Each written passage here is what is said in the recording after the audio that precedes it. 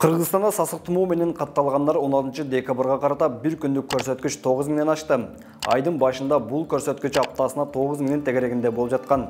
Оорулардын алдын алуу жана мамлекеттик санитардык эпидемиологиялык көзөмөл департаментинин маалыматына караганда 16 декабрда сасык тумоо 9382 адамдан аныкталды. Сасык тумоо өткөн аптада көбөйө баштаган.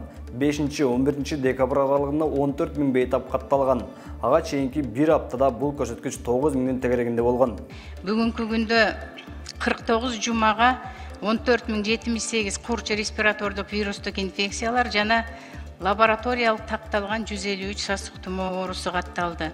Өткөн жумага салыштырмалуу курч респиратордук вирустук инфекциялар жана сасык тумоо менен ооругандардын саны 1,5 эсеге көбөйгөндүгү байкалып, бүгүнкү күндө интенсивдик көрсөткүч 210,4 түздү. Курч респиратордук оору менен ооруган бейтаптардын 68% 14 жашка чейинки өспүрүм балдар. Бардык оорулардын 68,7% 14 жашка чейинки балдар, же болбосо 9669 учурду балдар түзүп жатат.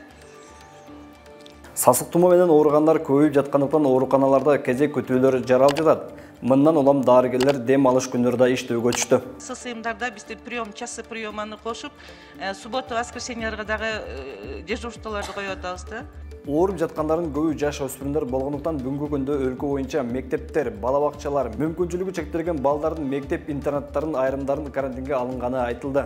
Бүгүнкү күндө 2357 мектептен 509-у, башкача айтканда 21,5% карантинге кетип онлайн режиминде окуу процесси жүргүзүлүп жатып атат. Ал эми бала бакчалардын 1710 бала бакчанын 168 бала бакча, башкача айтканда 9,8% бала бакчалар бүгүнкү күндө карантинге кетти. Бүгүнкү күндө сасык тумоо менен ооруган бейтаптар көбөйгөндүктөн борбордо ооруканаларда дарыгерлер жетишсиз болуп, кезек күткөндөрдүн саны өсүүдө.